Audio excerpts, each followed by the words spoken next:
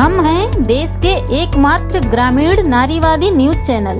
हमारा समर्थन करें, यूट्यूब चैनल सब्सक्राइब करें, खबरें लाइक करें और वेबसाइट पर सदस्य बनें। सरकार स्वास्थ्य व्यवस्था कितनी भी चुस्त दुरुस्त क्यों न कर दे, लेकिन आज भी बदहाल स्वास्थ्य व्यवस्थाओं के कारण तमाम जानें चली जाती हैं। कभी समय पर एम्बुलेंस नहीं पहुंचती, तो कभी डॉक्टर के व्यवहार की लापरवाही की वजह से ऐसे मामले सामने आते हैं। ऐसे ही 3 मामलों पर आज हम चर्चा करेंगे, जिसमें 3 अलग अलग महिलाओं की मौत का मामला सामने आया था, लेकिन इस पर कोई कार्रवाई नहीं हुई। ताज़ा मामला चित्रकूट जिले के खुटहा गांव का है। यहां 20 फरवरी 2021 को दीपाली नाम की एक टीचर की डिलीवरी के दौरान मौत हो गई थी। दूसरा मामला मानिकपुर कस्बे का है। 3 अगस्त 2020 को मानिकपुर की रहने वाली पूजा की तबीयत अचानक खराब हुई, जिनको ऑक्सीजन की ज़रूरत थी।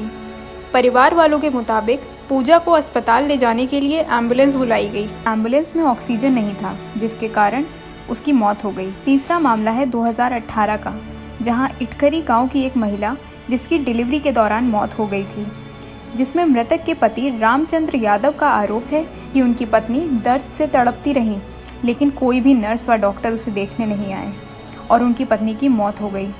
डॉक्टरों की लापरवाही यहीं ख़त्म नहीं होती है। आइए और विस्तार से जानते हैं कि आगे क्या हुआ।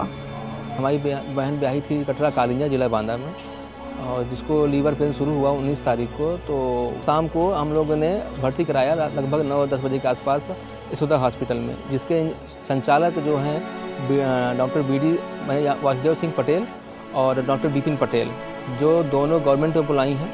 और डॉक्टर बिपिन पटेल संचालक हैं ये, और उनका दोनों का पार्टनरशिप है।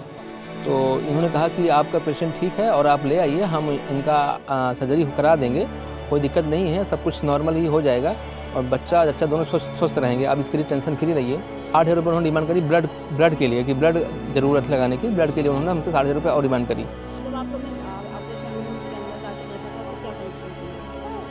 जब हम अंदर पहुँचे थे तो हमारी बहन को लगभग हम 2:20 में अंदर पहुँचे थे, क्योंकि हमको अंदर नहीं जाने दिया जा रहा था पहले। जब देखा कि अंदर जब ज़बरदस्ती हम लोग प्रयास करके घुसे अंदर, देखा तो पूरे ऑपरेशन रूम में ब्लड ही ब्लड फैला हुआ था और हमारी बहन एक्सपायर पड़ी थी अंदर ऑपरेशन रूम पे। हम ये चाह रहे हैं कि हमारे बच्चे का भविष्य सिक्योर हो और हमारा जान माल का खतरा ना हो हमारे लिए। सर क्या अब तक हुआ है, उसमें क्या कार्रवाई हुई है? चल रहा है, इसमें जांच चल रही है। अभी तक क्या नतीजा है? रिपोर्ट कंप्लीट किया जा रहा है। तो सर रिपोर्ट कितने लोगों के नाम लिखी है?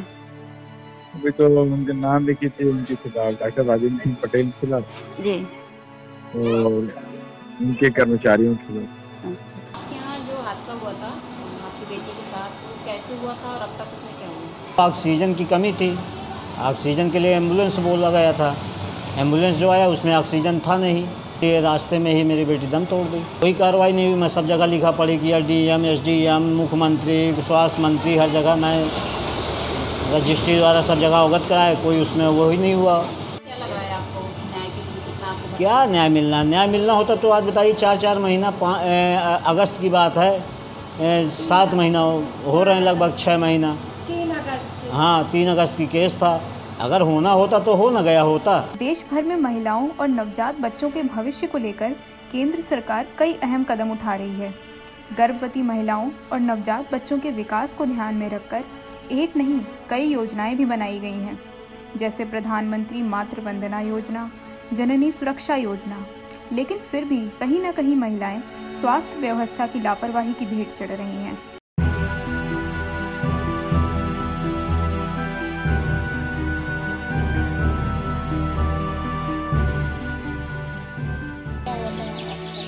मेरे पत्नी के साथ मैं 7 बजे एम्बुलेंस को फ़ोन किया, फिर 8 बजे लगाया, फिर 9 बजे लगाया, फिर 10 बजे लगाया, 11 बजे लगाया, 12 बजे तक लगातार फ़ोन लगाता है।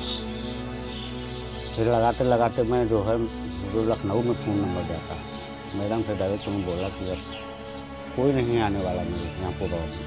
फिर रहते रहते वो जो है बच्चा यहाँ से जब एम्बुलेंस में ले गए हैं तो रास्ता में एम्बुलेंस लड़का हुआ नारा उसी तरह जुड़ा था। जब भागा हम पहुँचे तब डॉक्टर को सलाह दिया कि थोड़ा गंभीर बेहोश हालत में थी रास्ता में। डॉक्टर बोला मैं आधा घंटा में इलाज करूँगा, अभी मुझे पास टाइम नहीं।